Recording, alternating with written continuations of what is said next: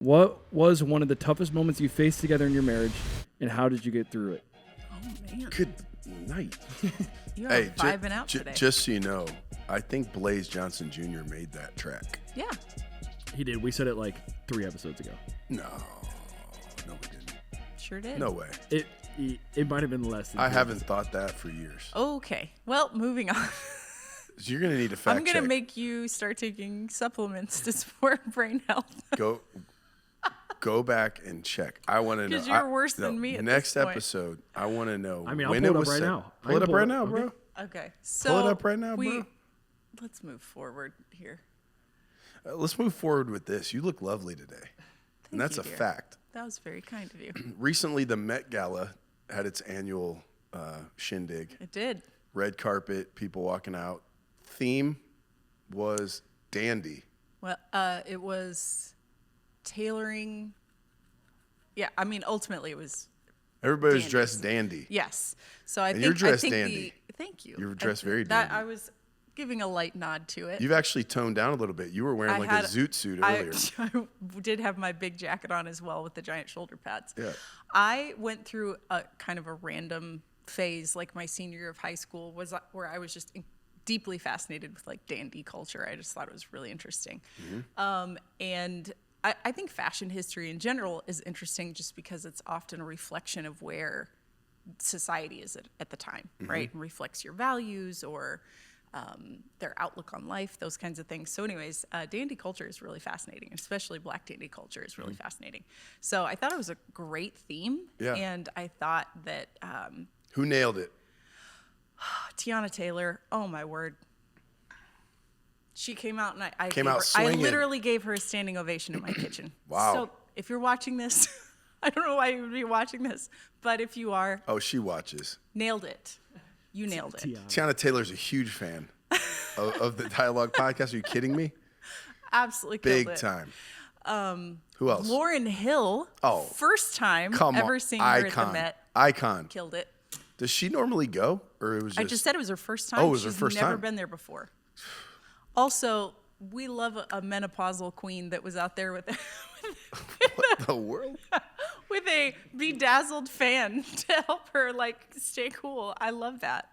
Like, You let's- don't no. want to name who it was? Oh. Lauryn Hill. Oh, Lauryn Hill. Had a bedazzled hand fan, like motorized fan that she was cooling herself off with. Number one, her outfit was like 10 million layers.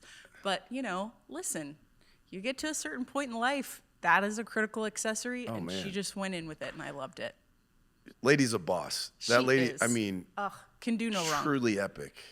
Yeah. The miseducation of Lauryn Hill. That was Defined a generation. I taught that to Ella at the same time I taught her Genesis 1 through 3. Facts. It was parallel. That's Yeah. not an No, exaggeration. Ella can pretty much quote you the whole entire album. Yeah. I love that.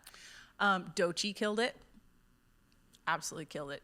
A lot of the men. Any showed men? Up. Yeah. Yes. Any ton men? of men really had great outfits. I actually loved Jeff Goldblum. I thought he looked fantastic. Great suit. A lot of guys had. There were a few guys. I wish I knew their names. There were a few guys I saw outfits that just like knocked it out of the park, and I'm not even sure who they are. I'm sorry. I don't know. So I have to say, I saw you getting ready this morning, and I'm like, okay, she's in her med energy. And I was going to wear like a hoodie, like a hat. I was like, you know what? I mean, I was both convicted and inspired by what you were doing today. Okay. So, I mean, this is the best I could do. I did take a shower and You look great. comb my hair. You look clean. You look polished. Thanks. I do love that outfit. I love that shirt. All Did right. he found the clip? Look at this. All right, here we go. The Bring party it. mode shirt. Go that ahead. did just happen. What's up, everybody? Welcome to the Dialogue Podcast. Good to have you with us today. Hope you enjoy this funky little beat. Who made this? Blaze Johnson Jr., ladies and gentlemen. I Come love on, this. give him a follow. Dude, I forgot. Blaze I Johnson. don't remember that. I honestly have no memory of that. So we're recording episode 41 right now. That was episode 39. Oh my gosh. We did take like a little break because Easter was kind of chaos. So. Stop it. It was only a couple weeks. My brain's like has this It's issue. It just okay. deletes stuff. That is true. I do not remember that. I have no so recollection. I of will that. say that has been a double-edged sword for you, because it's very, very much true. In some ways, I'm taking this off. I'm like clickety clacketing.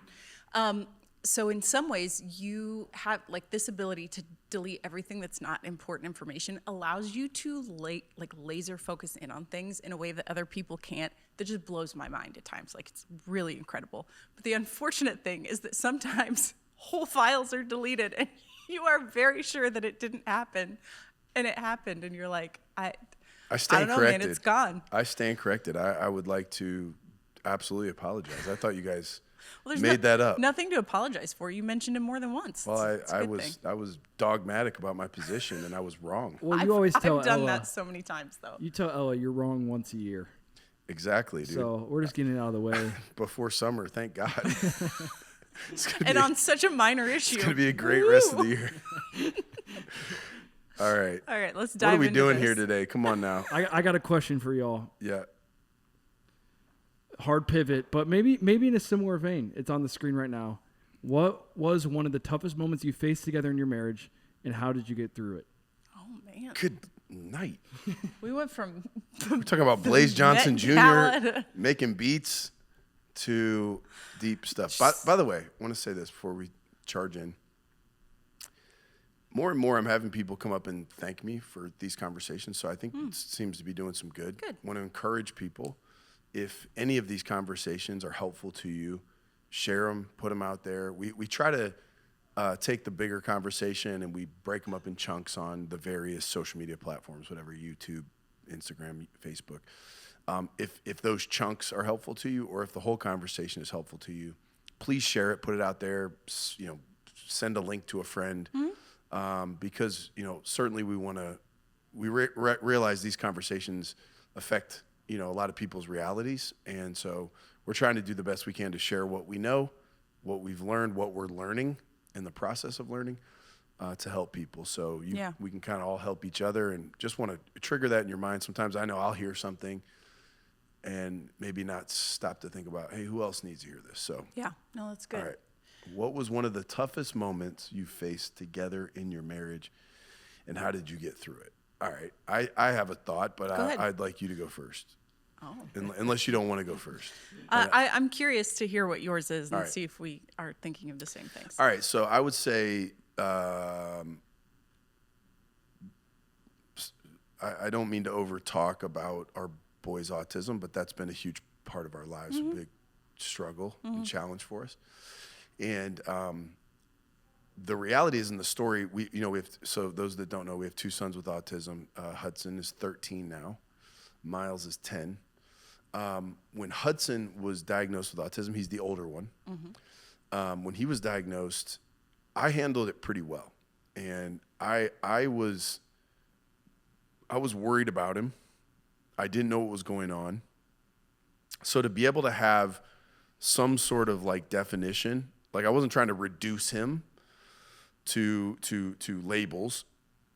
No, but you're the type of person that I think if you feel like, okay, I kind of know what the fight is in front of me, then I'm Exactly. ready to just dive into it. Problem undefined is undefeated. Sure.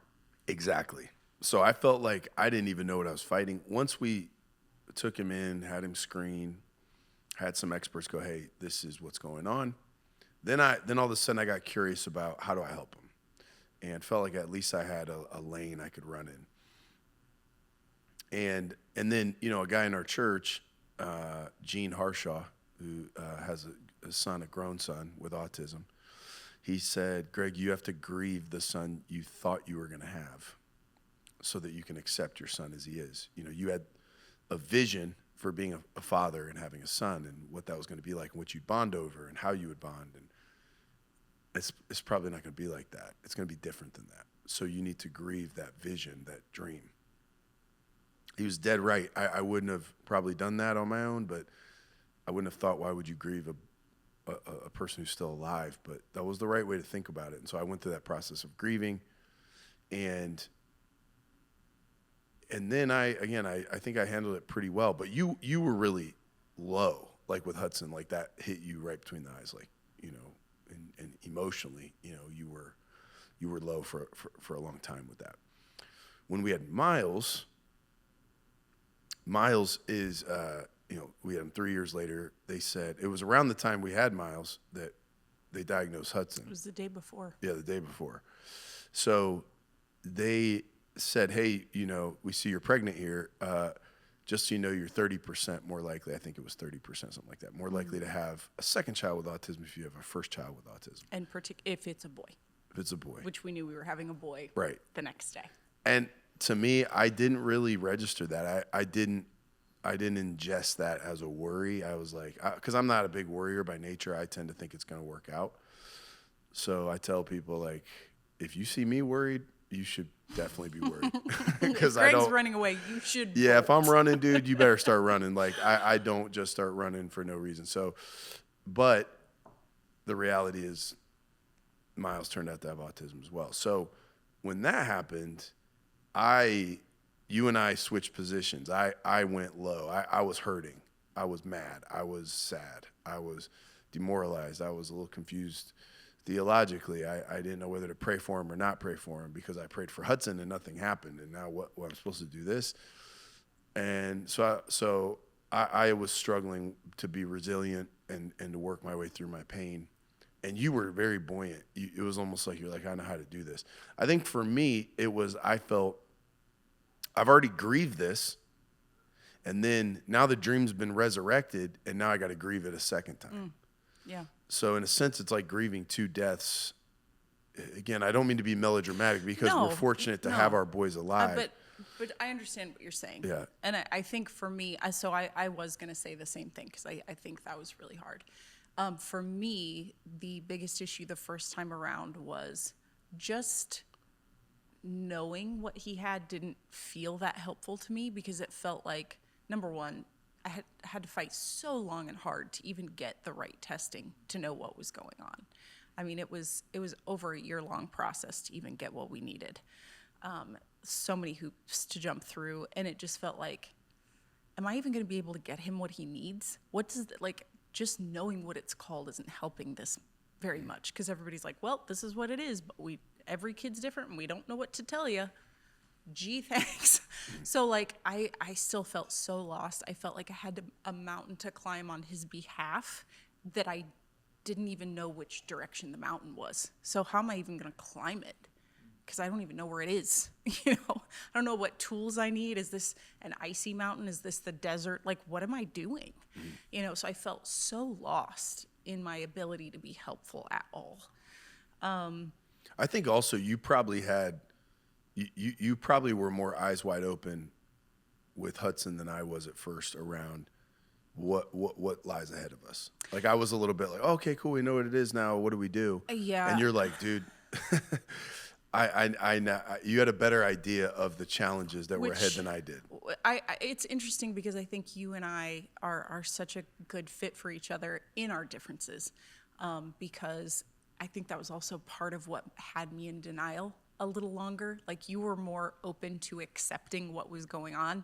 I was having a harder time accepting it, I think because I knew what a mountain it was. I grew up with friends that had, severely disabled children and kind of watched the journey that they walked through. And I don't think that's ever really something you had around you, right? Like, I even used to babysit for a kid like that every once in a while that, I had to change his diapers and he was older than me, so like it was just a very different experience. So I think we really helped be a good push and pull for each other through that entire situation.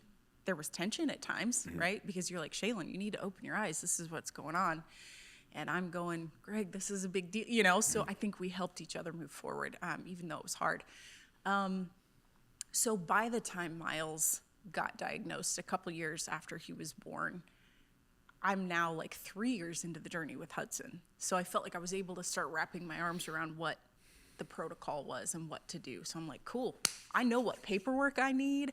I need to, I know who to call. I know how to get this ball rolling to get this kid help.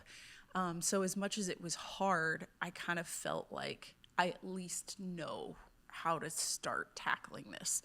So I think that's part of why you and I had different reactions, was just our difficulties were just kind of maybe coming from a little bit different angles. I also tend, it's been a pattern in my life, and this is going to sound like I'm beating myself up, and I'm not. I'm saying it more matter of fact, but I tend to start from the place that I feel like I'm going to be able to conquer whatever's in front of me. So like, I think that's a good quality. Yeah, it can be, right? But in general, I tend to think maybe overestimate my ability or maybe underestimate the fight. Like, wow, this is, so to me, it's like, okay, now we know what it is. I feel like I'm going to be able to figure it out. Yeah. Like, I'm going to be able to, now I can help. But again, that's where I think we're a great match, because I tend to underestimate what I can do or overestimate the fight and go like, this is going to be. Sometimes I think in general, you're more of a ready, aim, fire person by nature than I am. I'm more ready, fire, aim. Like, why are we still aiming? We aimed once. Like, let's go. I'm saying I aim too long sometimes. Sometimes. And that's where you're a good help But I for think me. you count. You're able to count the cost more. And again, I think we've met in the middle more over time. But I think it's one of those things. Like I didn't know exactly what we were getting into, and no one does. I mean, in those situations, they tell you, that was one of the things that was frustrating for me was they would say, well, you just, sky's the limit. We know kids that now are, raising their own kids and they're married happily and blah, blah, blah. And they're contributing to Running a society. company And then we have others that aren't, and so it just depends, and so it's like, Depends on what? it's like so you kind of gave me hope. Right. But I kind of don't know. Yeah. If, That's what I meant when I said, like, I don't know if this is a mountain in the desert. I don't know if this is an icy mountain. I don't even know what tools I need to climb it. Yeah. What is this? Yeah. So, how did you guys go on that journey of like surrendering control, but also doing what you can do? Because I feel like I've heard both of you say separate that you wanted to do everything in your power, like you're saying, Shaylyn, climb the mountain. But then ultimately, Greg, like I've heard you preach about like surrendering it to God. Like, what does that balance look like? Because it's not responsible to not do anything physically and then to just like basically pray and hope that like you want to be there to support physically and emotionally, but also you don't want to feel like that you're carrying all the burden. And how did you guys support each other through that process? Yeah, so I think, okay, from a God standpoint, from a theological standpoint, there's, certain ways that God can help you. So one would be you're passive and God's fully active and it's all him and you have no part of it. You just sit there and God just does it. He provides it. He heals it. He whatever. And then I think there's other ways that God works, and sometimes God works through giving you ideas or giving you wisdom or guiding you to actually get up and do stuff, right? I talked about it in a sermon recently about Matthew 10. Jesus has performed miracles in front of them. He's taught them deep things in the Sermon on the Mount. He's done all that. But then in Matthew 10, he actually removes himself. He gives them authority, but then he goes, go away from me and go do this on your own. So I think there are certain things that God does in front of us. I think there are sometimes things that God sends us out to do. And so I don't just expect one thing. Like, I'm not just going to pray and go, well, hey, God's either going to do it or he's not. I'm going to pray and ask God to do all he's willing to do, but I'm going to then take the responsibility. God's put, Hudson and Miles and Ella in our care. And so I'm going to be as responsible as I can to go out and go, I'm going to try to get trained. I'm going to try to find the right partners. We're going to try to solve today's problems today. We're going to try to define reality. What's the need right now? Is it psychological? Is it emotional? Is it physical? Like, what is it? And Shaylyn and I determined on the front end, like we knew pretty quickly, like this could, if we don't handle this right, this could be detrimental to our marriage. Devastating to it. Devastating. Could actually destroy it. The divorce rate for couples who have children with some kind of a disability is unfortunately a fair amount higher than the national average, because it is a strain on your marriage. And please hear me when I say that. We are not saying that we aren't grateful for our kids, that those kids are less valuable than someone else's. I'm not saying that. No.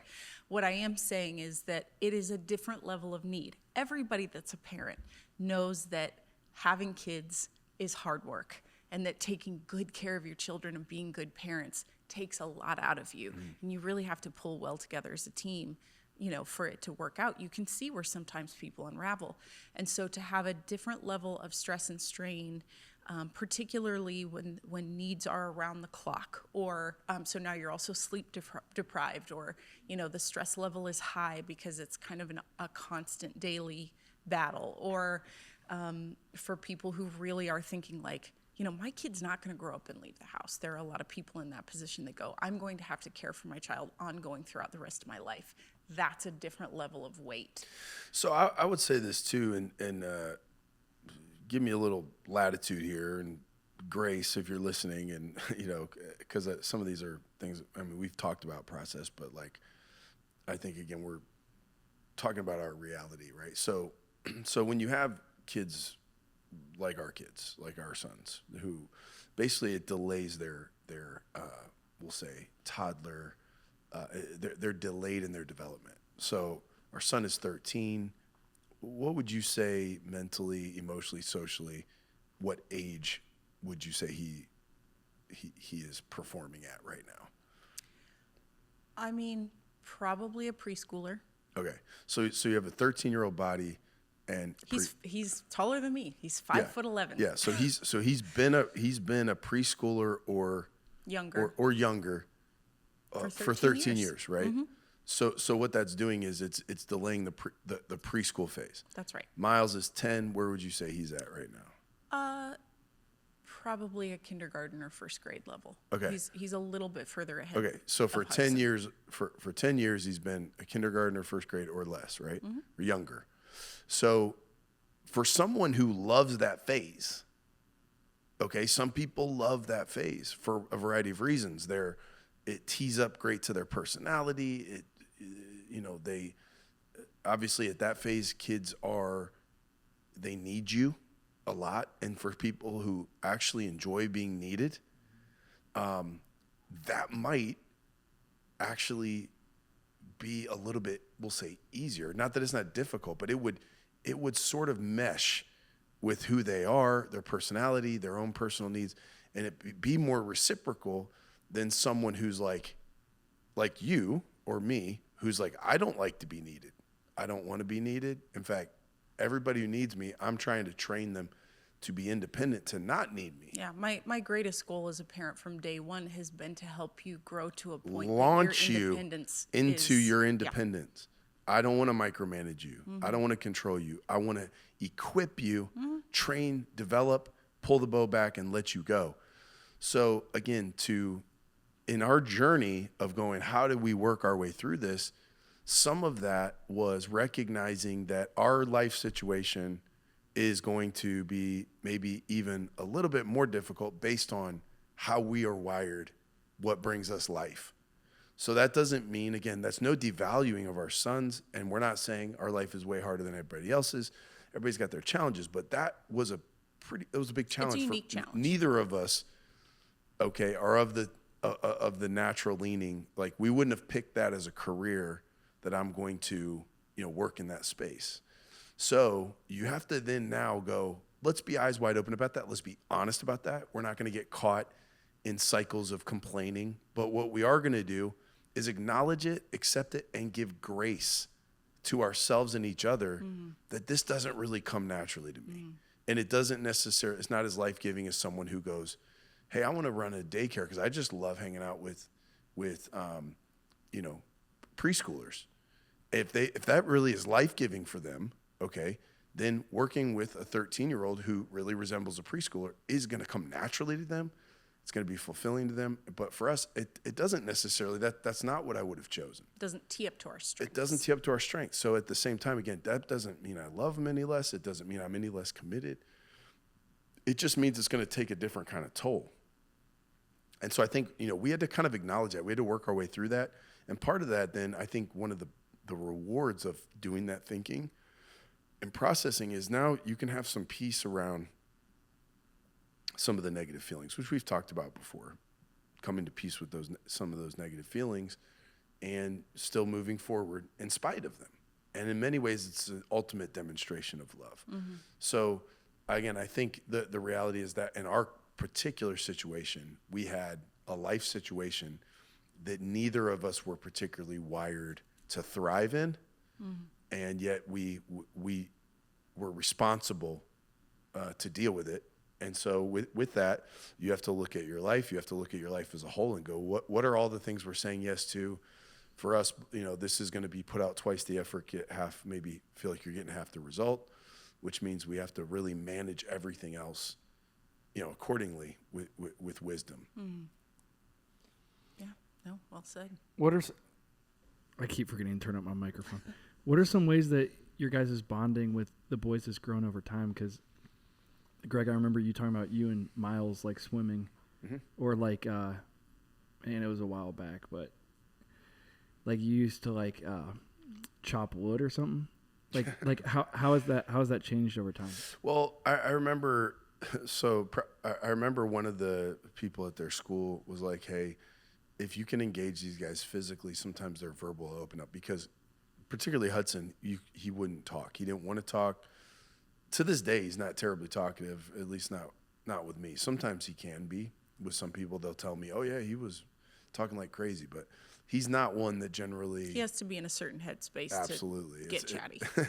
So they were like, "Hey, try to find some physical common ground with him." So we bought a trampoline, and I would jump on the trampoline, which wear yourself out. Wiped out. I'm like, man, I don't know what happens in adulthood.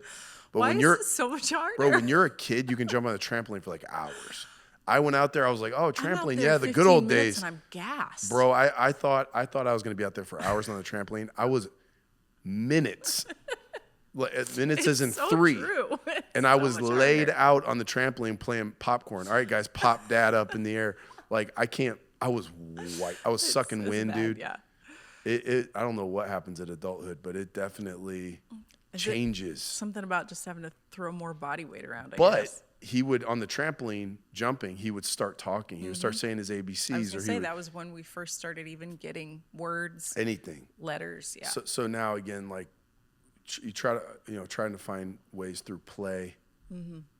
And even, again, with, not that we have to make this all about autism, but it was a lot of times, like, the difference for me was usually play is you play with the other person. So if we're playing Army, all right, we're working together to do something. You're playing basketball, you're sharing. Yeah, that's not how. A lot of times you're playing independently with these guys Side by until side. they invite you in. Right. So you just you don't go try to barge your way in. You don't go, hey, start messing with their blocks. You just play in the vicinity, and then they might come and say, hey, come, Connect hey, your road to my then road. once you've been invited in, that's different. So Yeah. Is that an analogy for like parenting in general? Like, I feel like even maybe as kids get older, you try to bring them into your world rather than trying to get into their world. Have you seen that with Ella? I don't think so. I think it's case by case. I mean, Yeah. I think in certain parts, right, you're entering with them into their world, meeting them where they are to connect. But then obviously, again, to the development conversation, you're kind of trying to, in some ways, pull them into a higher way of thinking or developing. Yeah, I do think especially once they become teenagers, you can invite them into your adult world a little bit more and have some conversations or experiences in that space that are really cool. But I do think for the most part, it's still reaching out and putting yourself in their shoes and meeting them where they are, until you get pretty far along in the process. Ella's 16, and so like that's a space we're at now where we're having more of those kind of conversations and those kind of experiences together. But yeah, I think for the most part, it's you're meeting them at their place, not the other way around. I think one of the things to touch on for people who may be struggling, like, do not feel like there's something wrong with you or wrong with your relationship with your spouse if you're in a situation like this where you've got some tension. And I'm not just speaking about having a kid with autism or a disability. If you are in a life situation right now where it's a high stakes, high stress situation in your marriage, do not feel bad or feel like that you are just hopeless and you guys should just give up because there's tension. Because sometimes it is something you have to grow through. I think you and I both became better people through this process. And I think we became better partners to each other through this process. And I think it was kind of one of those like tough maturing experiences. I'm not saying we were immature before, but you know what I mean? Like things grow you.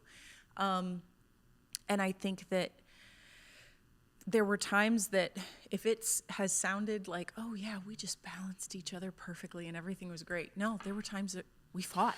Yes. There were times it was not good and it felt dark. I could be specific, and I would actually like to know. I'll share this and then you respond.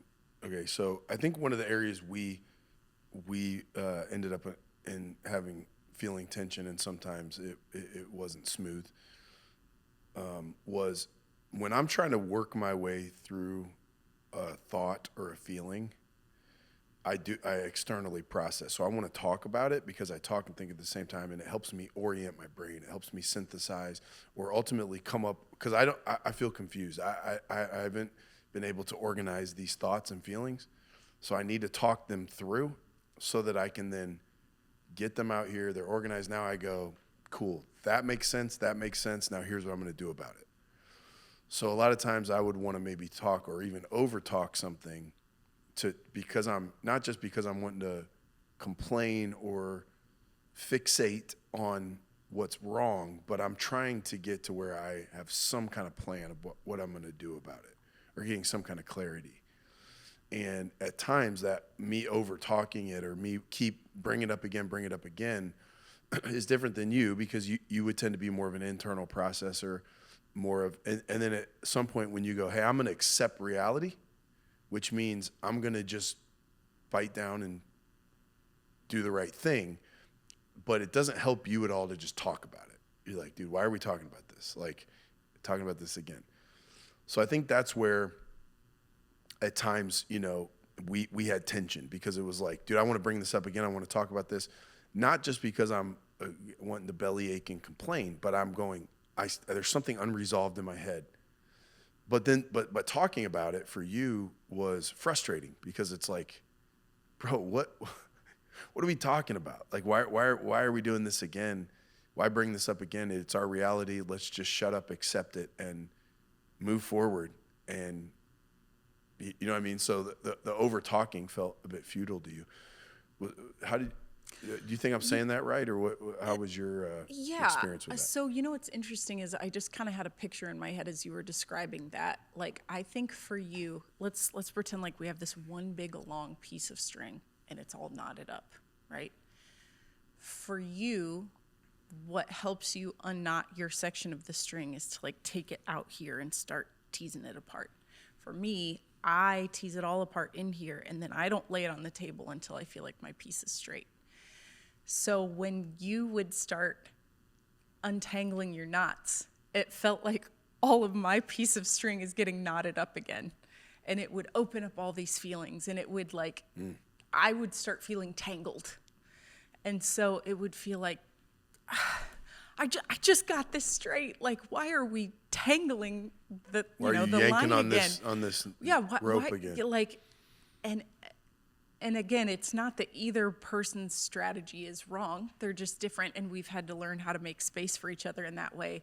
But it would start making my rope field or my string field tangled. Mm-hmm. And then now I felt like, okay, bro, I just finally got myself put together, and I might be hanging on by this thread right now, and now it's tangled again. So it was like, I think it was just two people who were tired, two people who were doing their best, and a tangled string.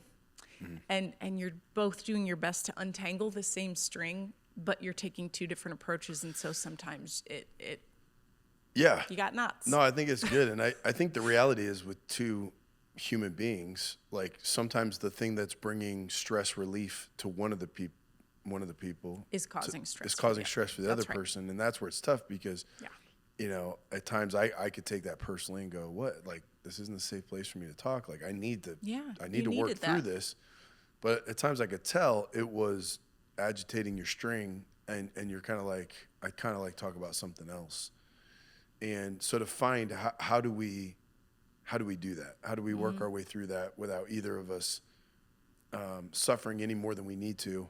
Or I think, again, probably the best takeaway from this part of the conversation is to do it in a way where you're understanding where the other person's coming from and not taking their position or how they're feeling personally. Right. Because it's in a sense, right? If I'm not seeing through your perspective, like that whole string, It feels like I'm rejecting you. yeah, it feels that either rejecting or that you're not as open as I am to trying to work toward a solution, or you know, I'm trying harder than you are, or whatever it might be.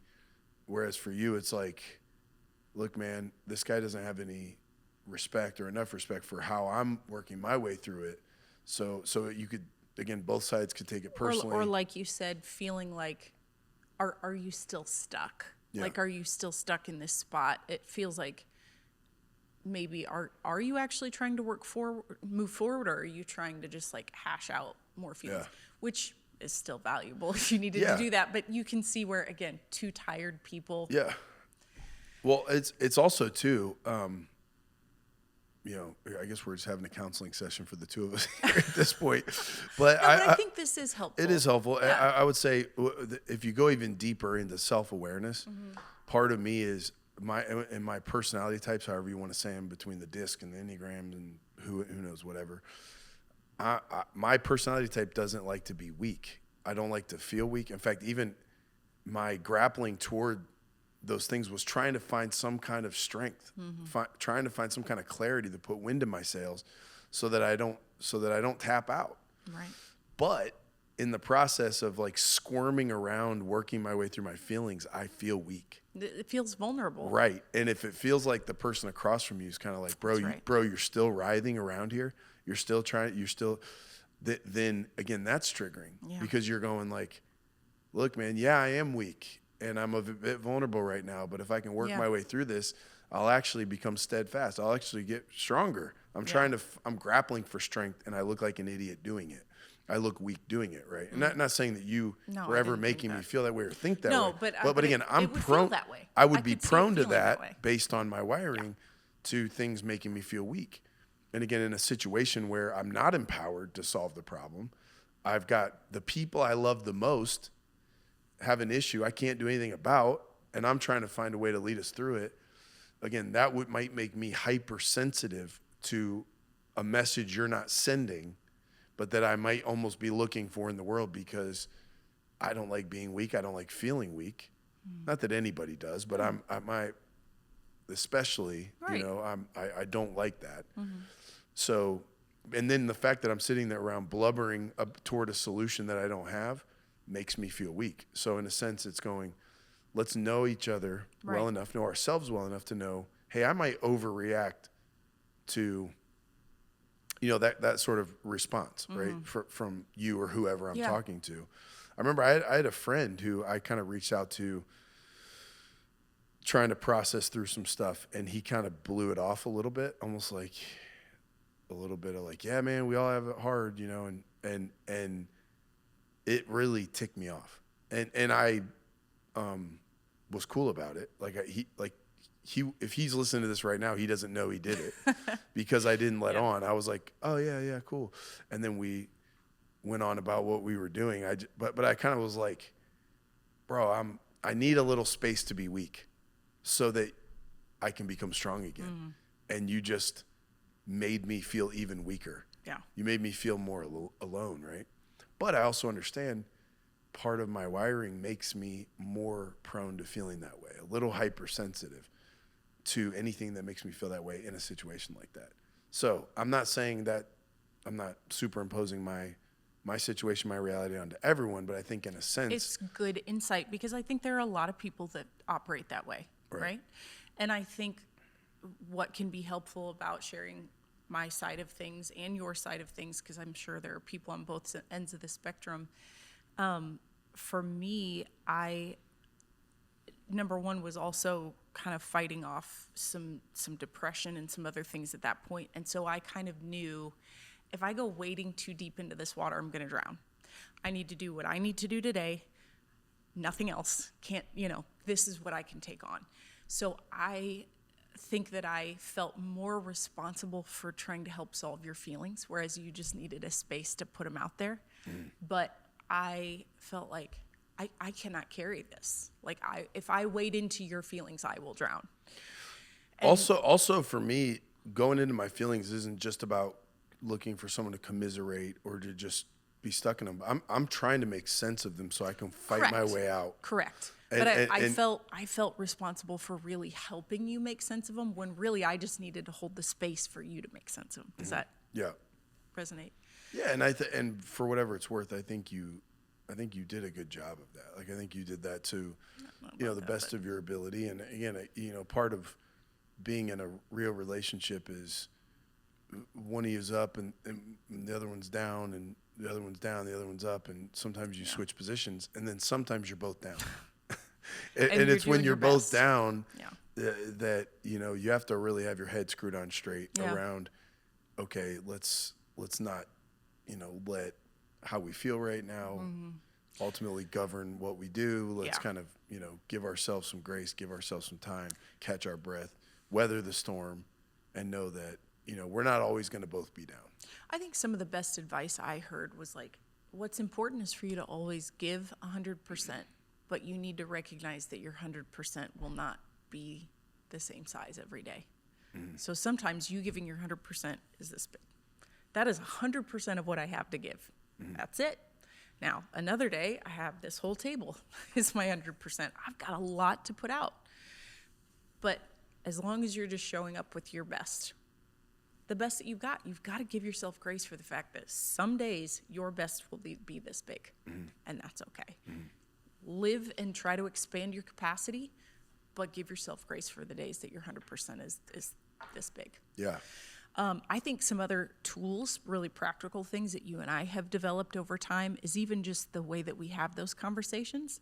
Like we were having a conversation about a somewhat emotional topic the other day, and you were like, do you want to change this? Are you kind of done talking about this? You gave me space to feel like I could yeet myself out of here because I can't do it anymore. Then I actually felt like, okay, I have an out. Like it reminded me, I can tell you like, I kind of just need to be done with this. And we could come back to it later, so then I was able to go, no, let's keep talking about it.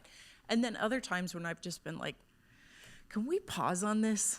Like, I kind of don't have the capacity for it at the moment. And then we can pick it back up again later. But having some of that, like, actually really practical language has helped us be better communicators and support each other better. All right, so I got one more thought on this. All right. Related to this, but different than anything we've said so far. So you remember that episode on The Office when they think they might lose the branch and no one knows what's going to happen and everything's uncertain and everybody might lose their job. And Michael Scott starts having them all play this like murder mystery. Yeah. He's like, there's been a murder and and everybody's in there and they're in this whole like fantasy land, dude. They're all have each other finger guns. Yeah. Like the scene ends where they're like this but everybody like engages in this like game, right? Yeah. And Jim's losing his crap because he's like, what in the world, dude? We're out here playing this stupid game and like our reality is whatever. And he thinks Michael's just being classic Michael, like bumbling idiot type stuff. And he's getting super frustrated with him. He yanks him into his office and Michael like breaks character and he's like, Jim, we have no control of what's going on. Everybody's in a good headspace right now. What are we going to do? Yeah. Go to New York and solve it? We can't solve it. Right. So we just have to wait. And while we're waiting, we're going to play this stupid game. So get out of my way, And all of a sudden Jim's like, oh, this guy's, he's not being negligent. Right. He's not being childish. He's actually doing Serving something the people. smart, right? Yeah. He's giving everybody a bit of an escape from this thing that we can't really solve. And I think like in our relationship, like especially for me, I've not been a huge hobby guy for the most part. Like people are always like, hey dude, you play fantasy football? No, I don't play fantasy football. I don't play video games. I don't do any of that. Yeah. Like I don't like, I'm not really aware of a bunch of stuff going on in the world. Like that's not for me. For me, it's like my hobby is working out, exercising. Like aside from that, I was going to say your hobby is me. like hanging out with you, hanging out with my family. Like, so, but over time, right? It's like you're going through all this stuff. Certain things that I thought would be like, there's been a murder, murder mystery game. It's like, you know what? It's okay. Like some of those things, you do need a little bit of an escape. You do need something maybe a little bit frivolous, something that you can kind of step away. And Just even the joys of life. even for you over time, there was times I would get frustrated because you might be doing something. I'm like, why are What you is doing this that? What producing? point Yeah. does that have? How is that making the world a better place? How's that helping you grow as a person? And it's like, for a long time, I didn't really get it. And I think going through this, what we've gone through, it's like, I see not only you need it, but I've needed it. Yeah. Like I need something to kind of forget about, everything I've got to do. It's a little vacation. All the stuff that's uncertain. What's that? It's a little vacation. Yeah. Even just, again, needing one fairly regularly to be able to do that in a way that gives you that sense of peace. And to me, I probably would have seen that as procrastination or wasting time. And now actually I see the value in it more. That's good. Love it. We done? We talked for a long time about Did one we? question. Yeah, I don't know. There's the music. Here you go. Thank you, Blaze. Is that who wrote this?